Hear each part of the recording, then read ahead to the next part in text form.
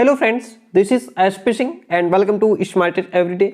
Dear friend, बात करेंगे BEd first semester को टारगेट करते हुए आपकी क्लासेस कंटिन्यू चल रही हैं। ठीक है, पर डे आपको रात में 8 बजे क्लास मिल जाती है। ठीक है, तो इसमें ये जो पाश्चात्य शैक्षिक विचारक आप देख रहे हैं, यहाँ पे हम लोग रूसो को डिस्कस कर चुके हैं, प्लेटो को डिस्कस कर चुके हैं। आज हम बात करेंगे जॉन डीवी की।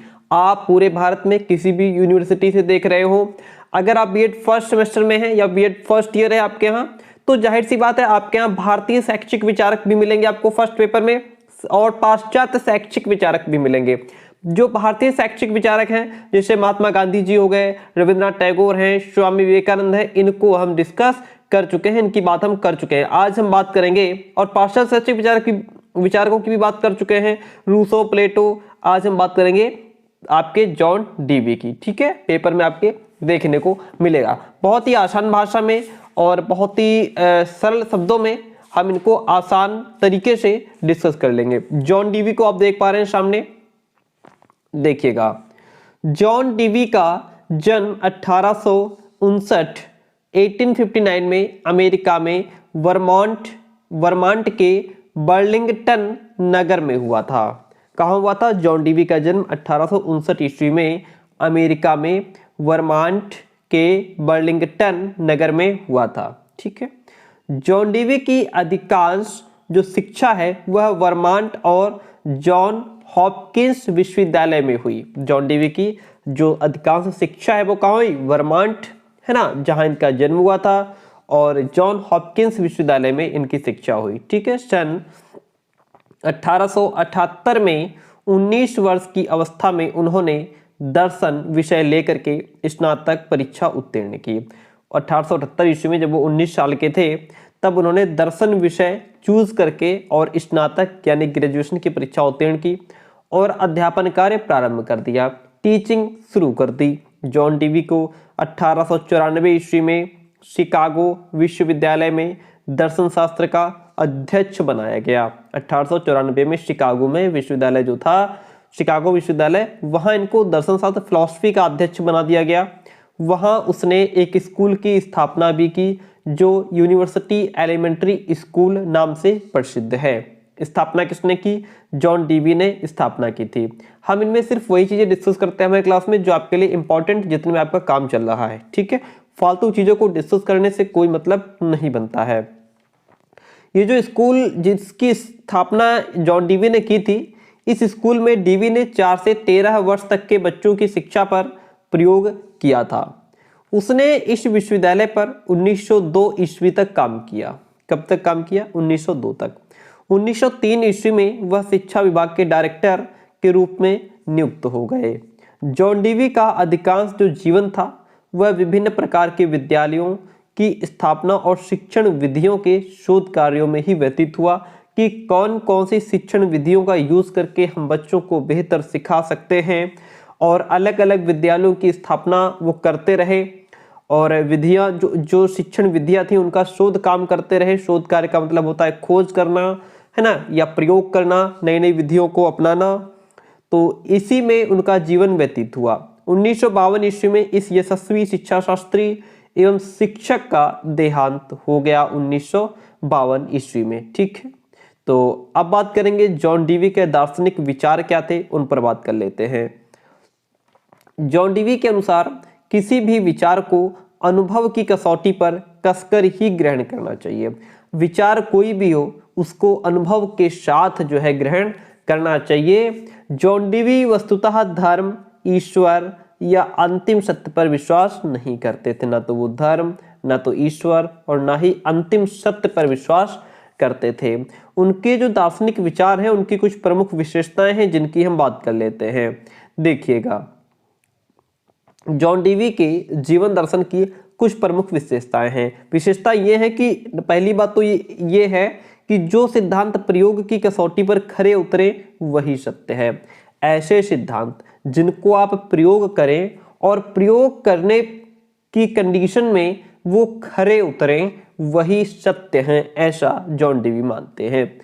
डीवी के अनुसार केवल वर्तमान और भविष्य ही महत्वपूर्ण है, ऐसा वह उनका मानना है। देश, काल और परिस्थिति के अनुसार मूल्य बदलते रहते हैं।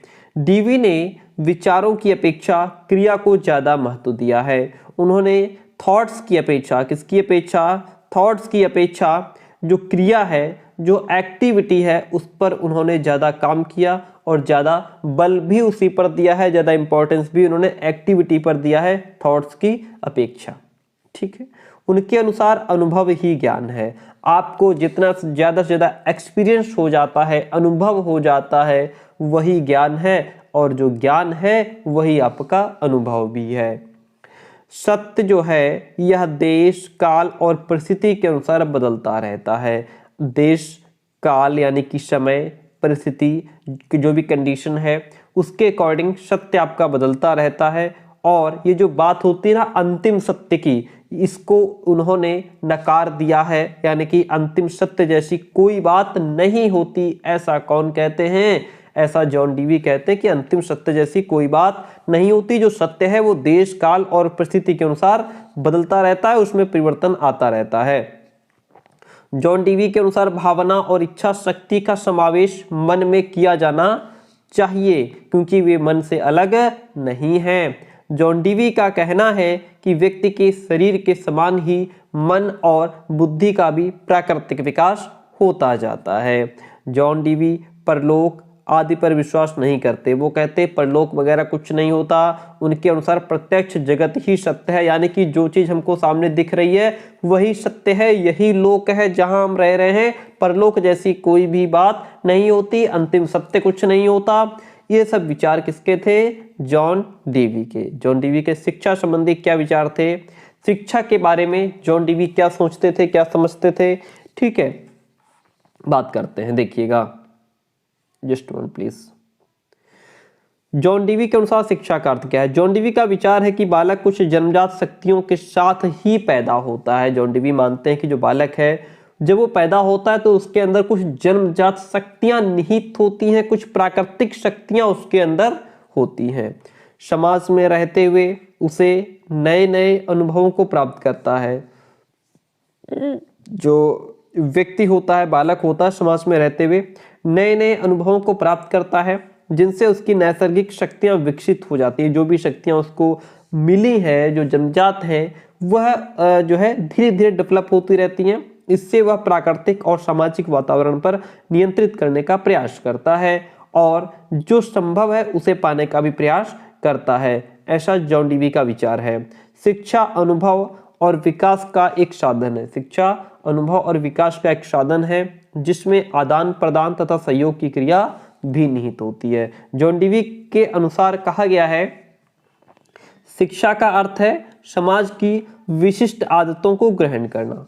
शिक्षा का क्या अर्थ है? समाज की जो विशिष्ट आदतें हैं उनको ग्रहण कर लेना ही शिक्षा है।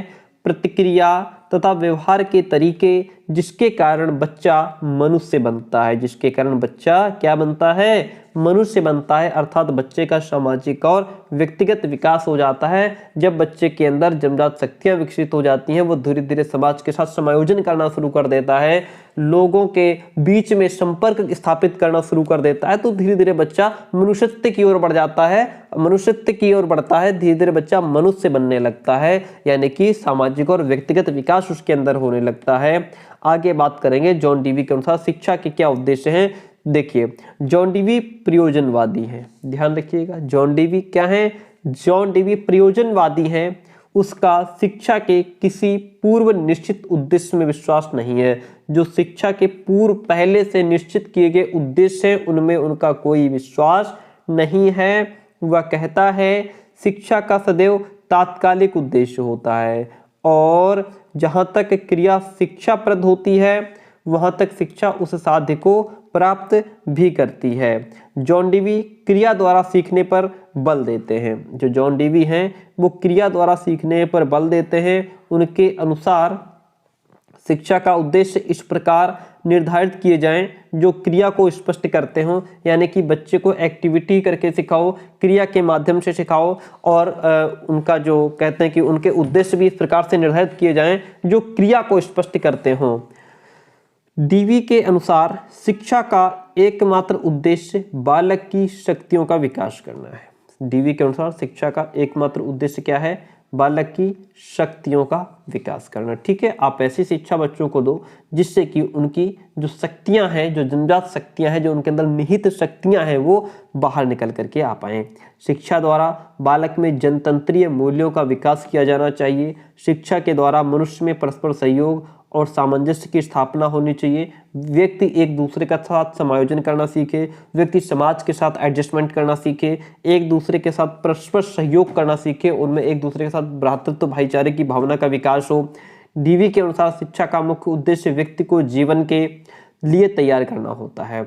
शिक्षा का मुख्य उद्देश्य उन्होंने क्या बताया? व्यक्ति को जीवन के लिए तैयार करना होता है, उसको अपनी पूरी लाइफ कैसे सरवाइव करनी है, कैसे वह दूसरे व्यक्तियों के संपर्क स्थापित करेगा, कैसे वो समाज के साथ समायोजन करेगा, जिससे कि वह विभिन्न आवश्यकताओं को संतुष्ट कर सके, अपनी नीड्स को फुलफिल कर सके।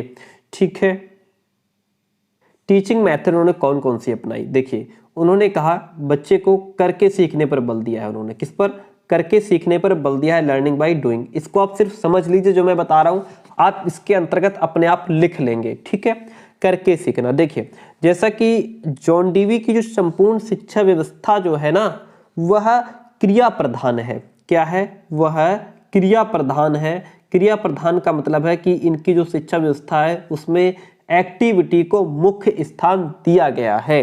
ठीक है, उसका विश्वास था सभी प्रकार की शिक्षा, यानी कि जो लर्निंग है, सीखना है, वो क्रियाओं द्वारा ही संभव है, एक्टिविटी के माध्यम से ही पॉसिबल है। केवल जो है कि उसने पूरे प्रयोजनवाद को ही इसी सिद्धांत का आधार बनाया। किसने? जॉन डीवी ने। और कहा केवल क्रिया से ही ज्ञान प्राप्त हो सकता है और इसी से विकास भी संभव है। फिर उन्होंने कहा कि समस्या समाधान पद्धति अपनानी चाहिए। जॉन डीवी के मत के अनुसार जब व्यक्ति किसी समस्या के समाधान का मार्ग खोजता है, उस समय उसकी विचार प्रक्रिया प्रारंभ हो जाती है और वो धीरे धीरे जब किसी प्रॉब्लम का सॉल्यूशन ढूंढता है तो इसी तरीके से उसकी लर्निंग भी होती रहती है, वो सीखता भी रहता है और बच्चा जो है समस्या समाधान के लिए अलग अलग विचार उसके दिमाग में आते हैं, उससे भी उसकी लर्निंग होती है। निरीक्षण विधि, ऑब्जर्वेशन मेथड पर उन्होंने जोर दिया है। ऑब्जर्वेशन मेथड के माध्यम से उन्होंने बताया है कि जो जॉन डीवी हैं उनकी समस्या मूलक शिक्षण विधि में आगमन और निगमन तथा निरीक्षण विधि का भी प्रयोग किया गया है।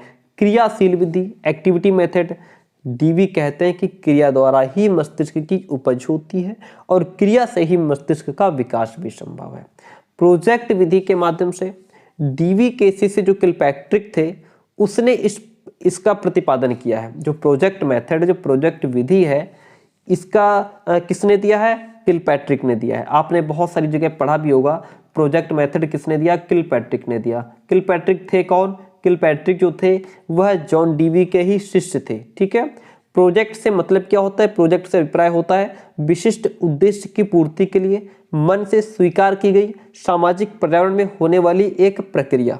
ठीक है, खेल विधि, प्ले मेथड के माध्यम से बालक खेलते समय स्वाभाविक रूप से अनेक वस्तुओं का निर्माण करता है। अतः डीवी के स्टेटमेंट के अकॉर्डिंग बालक की प्रारंभिक शिक्षा में समस्यापूर्ण कार्य देकर के, जो बालक की प्रारंभिक शिक्षा होती है उसमें उन्होंने कहा बालक को समस्यापूर्ण कार्य दीजिए, खेलों द्वारा उसका समाधान करने की प्रवृत्ति को भी प्रोत्साहन देना चाहिए। तो ये मेथड, टीचिंग मेथड उन्होंने दिए। अब बात करेंगे डीवी के अनुसार शिक्षक का क्या स्थान है। डीवी के अनुसार देखिएगा, डीवी के अनुसार शिक्षक का स्थान एक मित्र का है, दार्शनिक का है, मार्गदर्शक का है। जो टीचर है वह बालक का मित्र भी है, एक दार्शनिक भी है, मार्गदर्शक, पथ प्रदर्शक का रास्ता दिखाने वाला भी है। उसके अनुसार शिक्षक विद्यालय में बालकों को समाजोन्मुख करने के लिए, समाज से उन्मुख करने के लिए एक विशेष व्यक्ति है। कौन? टीचर। वह समाज का प्रतिनिधि है। उसे बालक को प्रोत्साहित करने का अधिकार तो है, परंतु बालक के ऊपर अपने विचार लादने का अधिकार नहीं है। यानी कि आप बच्चे को प्रोत्साहित कीजिए, है ना, लेकिन उस पर अपने विचार मत लादिए, मत थोपिए, अपनी विचारधारा उस पर मत थोपिए। ये देखिए कि जो जिस चीज के बारे में हमारे जो विचार हैं उस पर बालक की क्या प्रतिक्रिया है, बालक के क्या विचार हैं। ठीक है, क्योंकि बालक अपने विचार रखने के लिए स्वतंत्र है, उसे स्वतंत्र ही रहने दो। शिक्षक को बालकों को समाज के लिए तैयार करना चाहिए। आगे बात करते हैं, बात क्या करते हैं, क्लास एंड हो चुकी है। हमारे पेड नोट्स लेने के लिए आप हमें इस नंबर पर मैसेज कर सकते हैं, ठीक है। कंप्लीट नोट्स की पीडीएफ आपको दी जाती है 9628182649। हमारे नोट्स लेने के बाद आपको बाहर से कुछ भी खरीदने की आवश्यकता नहीं होती है। शिक्षक को दो बातों का ज्ञान होना बहुत आवश्यक है। एक तो बालक की रुचियों का ज्ञान होना चाहिए। अगर आपको बालक का इंटरेस्ट नहीं पता होगा, बालक की रुचियां नहीं पता होंगी कि बालक का इंटरेस्ट किस सब्जेक्ट में है, बालक क्या चाह रहा है, तो फिर आप बालक को कैसे सेटिस्फाई कर पाएंगे।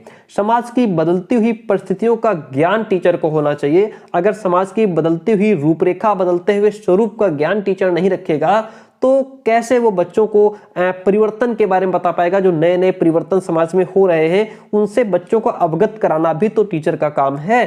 तो इसलिए टीचर को इन दो बातों का ज्ञान होना बहुत इंपॉर्टेंट है। और आपको ये पीडीएफ नोट्स भी लेना इंपॉर्टेंट है, क्योंकि इससे आपकी बेहतरीन तैयारी हो जाती है। यहां मैसेज कीजिए, नोट्स ले लीजिए। थैंक यू सो मच, मिलते हैं बहुत जल्दी नेक्स्ट क्लास में।